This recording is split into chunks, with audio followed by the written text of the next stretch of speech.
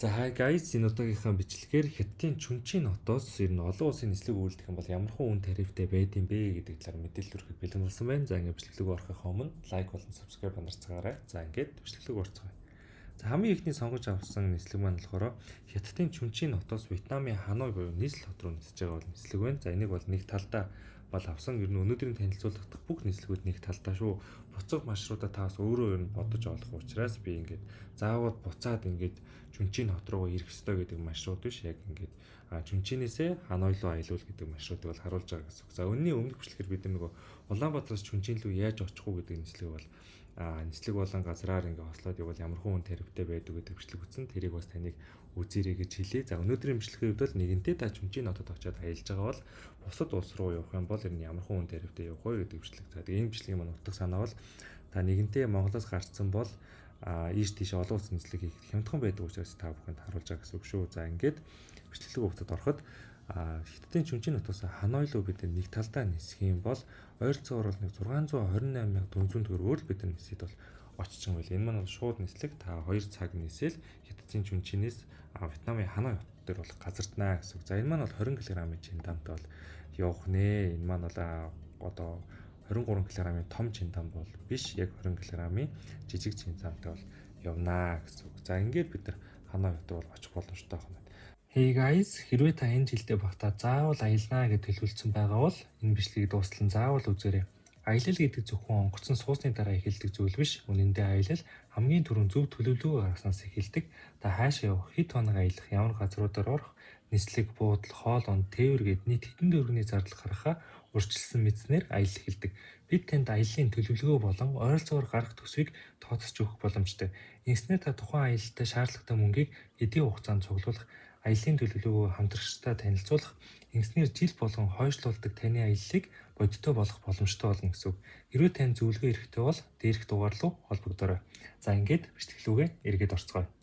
За дараагийн сонгож авсан газар маань болохоор Чүнчин хотоос бид нар Бангкок руу шууд нислэгдээ бас очиж болно. За энэ маань бол бас нэлийн хямдхан бол байгаад байгаа харагддаг. За ингээд ийм 3 компани ер нь бол нислэгүүд бол гарч ирж байна. Thai Lion Air, Hainan Airlines, Thai Air Asia, за тэгээд China Southern Airlines гэдэг нэртэй компаниудын бол онгоцнууд бол гарч ирж байна. За энэ дундаас ихэвчлэн хамгийн хямдхан нь бол энэ Thai Air Asia гэдэг нэртэй бол компани нислэг бол хамгийн хямдхан байдаг. За хэдүүл энэ нислэгээр нисэх юм бол гэж бодоод дотор нь ороод Чиндамтай сонголтоо сонгосноор 629,300 төгрөгөөр бид нэр Хятадын Чүнчинээс Бангкок руу шууд нислэг бол нисээд 3 цаг 10 минут нисэж бол бид нар бол очих нэ. За тэгээд энэ маань болохоор 20 кг-ийн Чиндамтаас нисэх нэ.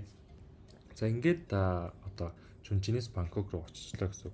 Тэгээд өвлийн үйлрэлт бол манайх бол Таиланд руу шууд нислэгтэй байдаг. Тэрүүгээр нь та буцаж ирэх юм уу? Эсвэл буцаад Чүнчин рүү нисэж болно. Эсвэл Хонконг руу ниснэ, одоо Шанхай, эсвэл ингээд Бээжин гэдэг замуудаар одоо яваад Монгол руу буцах боломжтой гэсэн. Тэр дундаас та сонголтоо хийгээрэй. Энэ удааг бол бид нэг талын нислэгийг л харуулж байгаа гэсэн үг шүү. За ингээд 629,300 төгрөгөөр л бид нэр ерөөсөө Хятадын Чүнчинээс одоо Таиландын Бангкок нийслэл хот руу нисээд ирлээ гэсэн үг. За ихээр бас нэлийн гайгүй боломжийн үнэтэй байгаа бол та бол анзаарч байгаа гэж бодож байна. За дараагийн газар маань болохоор Хонконг руу бид нар бол бас нисэж болно. Чүнчинээс Хонконг. За Хонконгийг та Хятадын яг нэг хэсэг гэлээд тусдаа паспорттой ороход бас нөгөө Хятадаас өөр бид нар бол Хятад руу бол ороход 1 сарын эрэхтэй байх боломжтой байдаг бол Хонконг руу бол 14 хоногоор ордог. Энийг бол ер нь олон улсын нислэг гэж бол тооцдгоо. За тэгээд нислэгийн бас бүр нэлийн хямдхан байдаг. За бид нар Хятадын Чүнчинээс Хонконг хот руу нэг талдаа нисэхдээ бид нар бол 23 кг-ийн чиндамтай бол нисэж болох нэ. За тэгээд 2 цаг 30 минутын нислэг бол үлдэн. За түүн ердөө 492,600 төгрөгөөр бид нар Хятадын Чүнчинээс Хонконг хот руу бол нисэж болох нэ. За үүний дараа та Хонконгоос шууд Монгол руу нисэх шууд нислэг бол байж идэг. За эсвэл дахиад нөгөө Шанхай, Бээжингээрээ дамжаад явж болно. Эсвэл буцаж Чүнчин хот руу ч гэсэн буцаж болно гэсэн.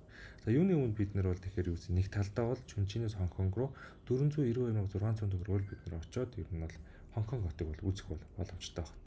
За үүний дараа сонгож авсан хот маань болохоор Малайзийн Куала-Лампур хот руу бол нисэх боломжтой байна.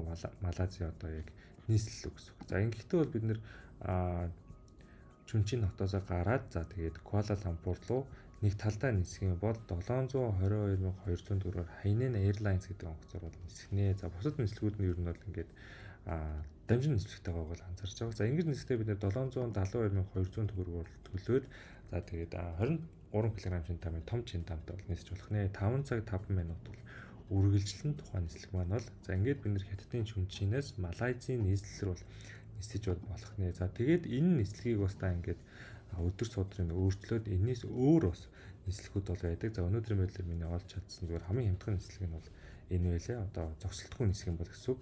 Дундаа дамжаад бол бид нар бас илүү хямдхан үнээр бол нисэхүүд боломжтой байдаг нь хятадаар дамжаад энэ дундаа энэ Kumning гэдэг газар дээр буугаад ингээд нисээд очих юм бол хямд бол байх нь байна. Зогсолтгүй нисэх юм бол хамгийн хямд нь бол 772,200 төгрөгөөр бид нар хятадын чүнээс Малайзийн нийслэл дотор бол нисэх бол боломжтой байдаг байх нэ.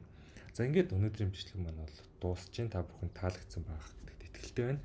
Дараагийн бичлэгээр уулзцгаая. Лайк болон subscribe бандарцгаарай guys. Bye.